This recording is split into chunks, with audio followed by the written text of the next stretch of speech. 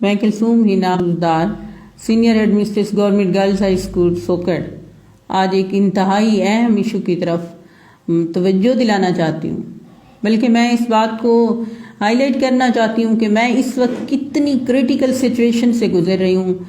میری عزت، جان، مال، میرے بچے، میری فیملی کی جان کس قدر خطرے میں ہے۔ میں بہت زیادہ ہراسمنٹ کا شکار ہوں اس ٹائم۔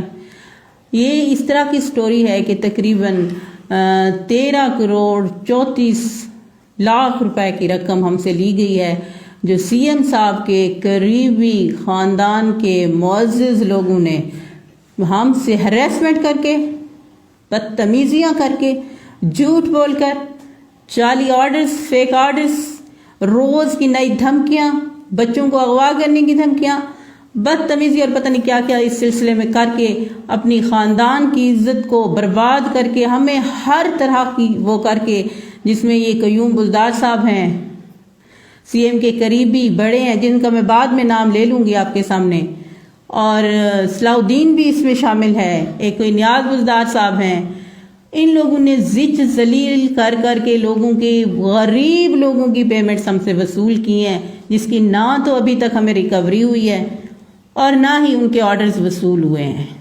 میں خود ایک بزدار فیملی سے تعلق رکھتی ہوں۔ ان لوگوں نے یہ قوم کی بیٹی کو جس طرح سے مس یوز کر کے ہمیں اس سٹیج پر لا کھڑا کیا ہے کہ ہم ذلیل و خوار ہو کر، زچ ہو کر، میں لاہور سے آج واپس آئی ہوں، ابھی اس دفتر میں موجود ہوں۔